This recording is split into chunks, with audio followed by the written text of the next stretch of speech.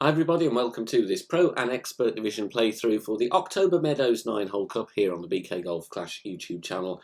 Hope you're all doing well. Please remember to hit thumbs up on this video and make sure you subscribe to the channel. Both of those are free to do. Full 9 of Vineyard acres, original pin locations, not indicative of tournament wins. We won't know these until the round begins, of course, on Thursday, but we'll give you an idea of how you might like to approach these holes. Some excellent opportunities for drops. Timestamps in the video description down below, and remember that these are old shots from previous tournaments, so have the old ball attribute levels. So what was a power 3 ball is now a power 6 ball, and so on.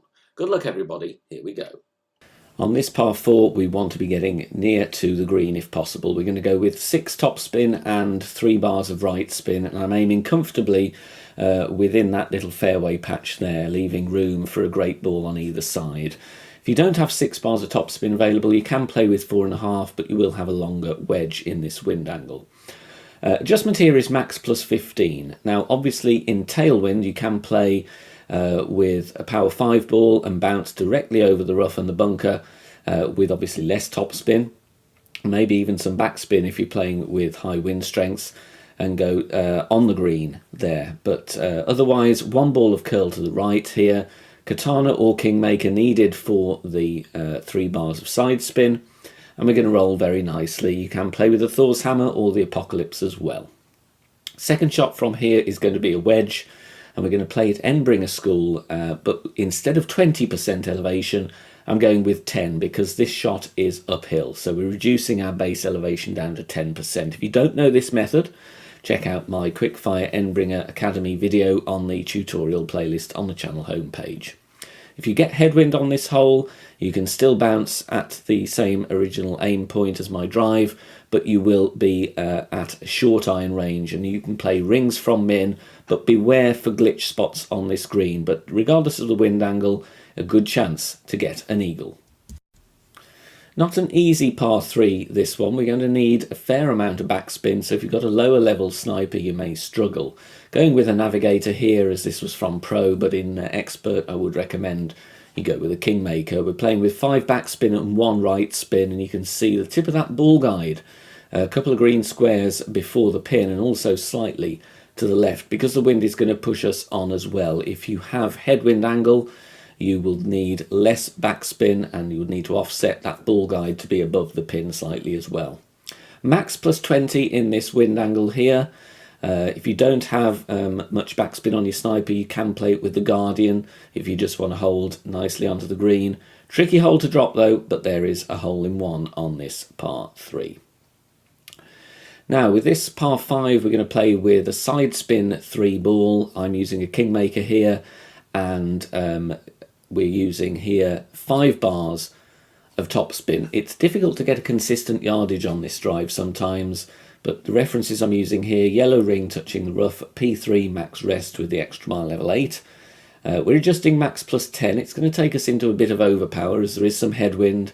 We're going to play with 0.8 ball right curl, and I'm adding on the amount of overpower I adjusted into. In this case it was 3 rings. Clearly this drive is a lot easier in tailwind, but the idea is the same. You want to bounce over with the topspin and roll down this fairway to leave a long iron shot. Now if you roll too far, you're going to have to play the second shot with a short iron. As you can see there, there's the minimum distance line with my long iron. I'm using the Grizzly, and I'm playing rings from min because that gives me an accurate way of estimating my club distance. Once again, there's a tutorial about this method on the channel.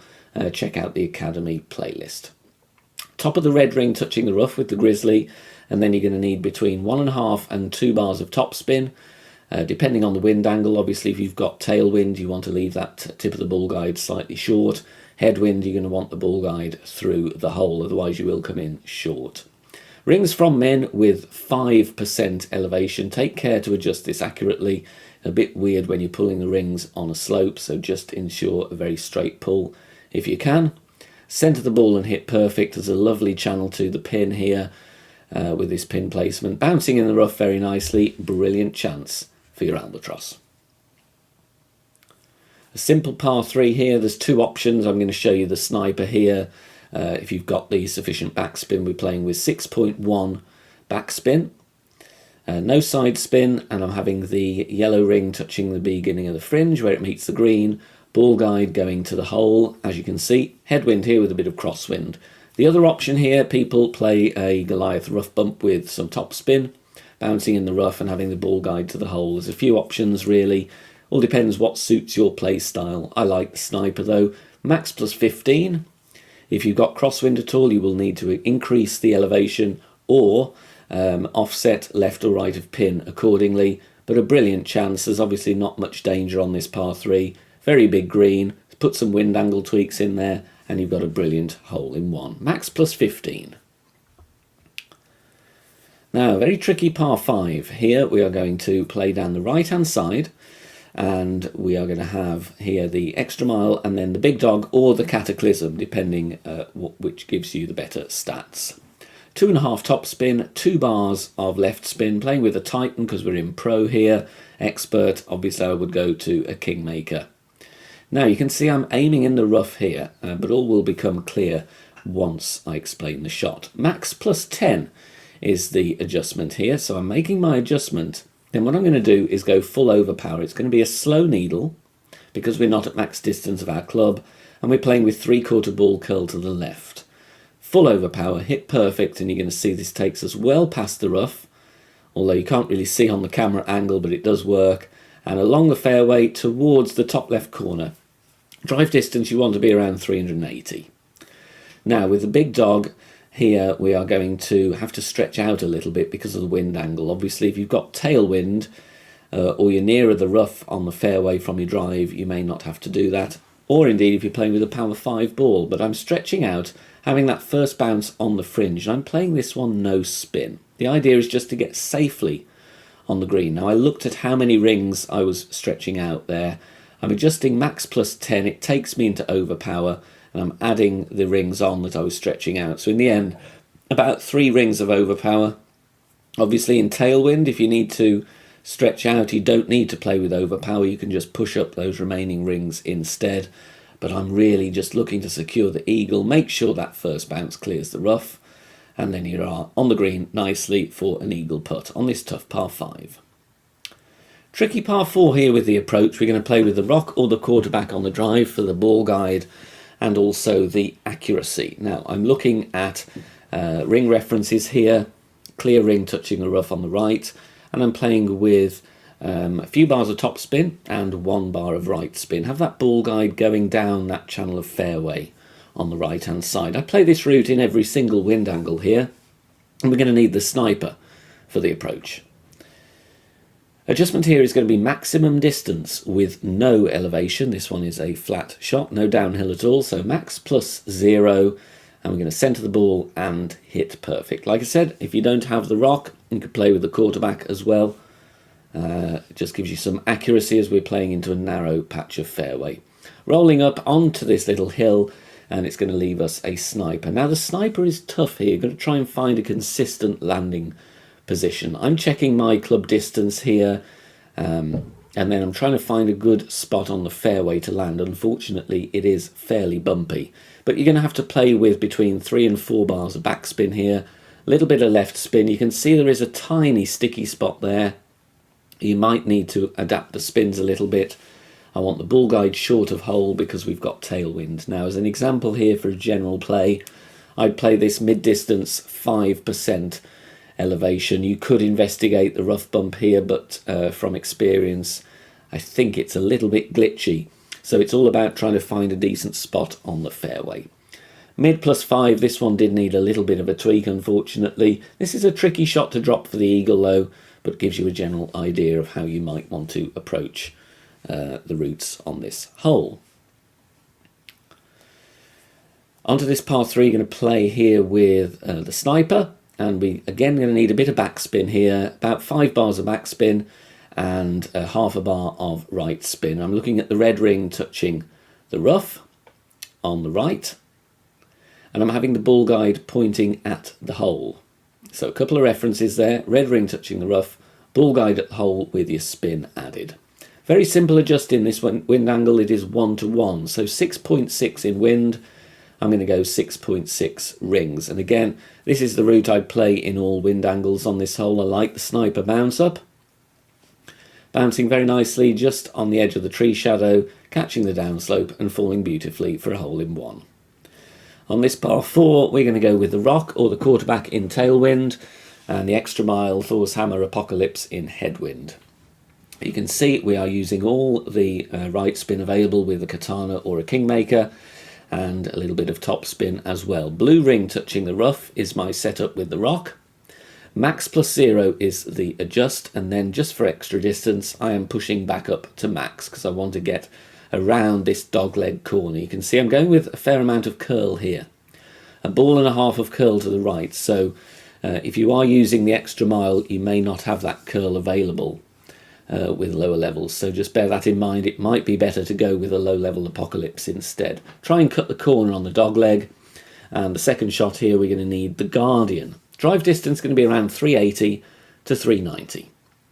Now I like the backspin shot here, going with max backspin, and what we need to do is set up either side of the pin depending on the wind angle. So if the wind is going from right to left, I'm going to set up on the right hand side of the pin because that wind angle is going to push me into the flag. You can investigate the other side as well, but you want to have the second bounce on the back slope and the ball is going to trickle down towards the hole, hopefully in with a tweak or two. Mid distance, 10% elevation. Like I said, you need to just choose your landing position carefully depending on the wind angle because you're going to have a high second bounce with all this backspin. So make sure you do some offsetting if needed. Little tweak needed, but it gives you an idea of the type of shot. If you miss the eagle, you've got a very easy putt.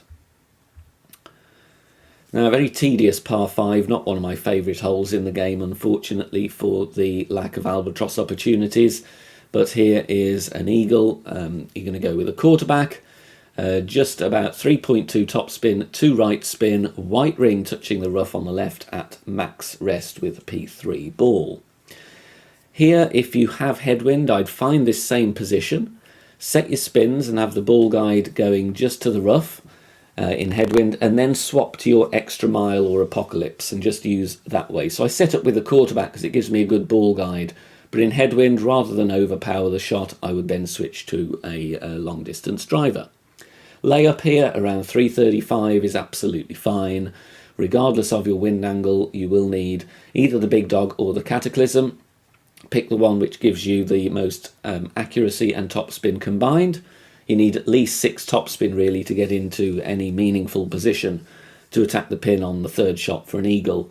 Max plus 0 here. I'm pushing up where possible in tailwind to give me even more distance. In headwind, you will need to overpower this shot even more. I go with a couple of rings. That's what I'm comfortable with.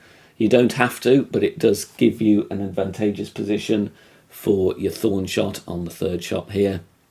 But you just want to transport the ball down into the shadows, get yourself a clear view of the green. Now, if you are obscured by the trees with clipping the rough or you're short, you can still get safely to the green, but you won't be able to attack for the eagle.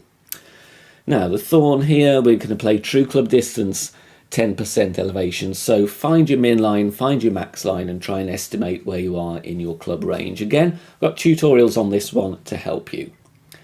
And then we're going to set slider accordingly. So if you feel this is 70% of your club distance, you're going to set slider and play 70% on your wind app, 10% elevation in crosswind. I was playing a no spin shot here for ease, but if you're in tailwind, you might want a bit of backspin as well. You're going to find a lot of players only birdie this hole, so if you can pick up an eagle here, it will help you a lot. Thanks very much for watching this video here on the channel. If it has helped you in any way, please consider sharing it amongst your friends and clanmates in the game. Join us also on Facebook. Head over there, search for BK Golf Clash and join our free group. Loads of members there sharing shots. Free guides are posted, as well as loads of other great Golf Clash resources. So check us out there. You can join in the discussion and also leave feedback on the game in general. Finally, if you wish to help support the channel and keep the content free for everybody, please consider becoming a Patreon member. The link is in the video description down below. Good luck, see you soon, bye for now.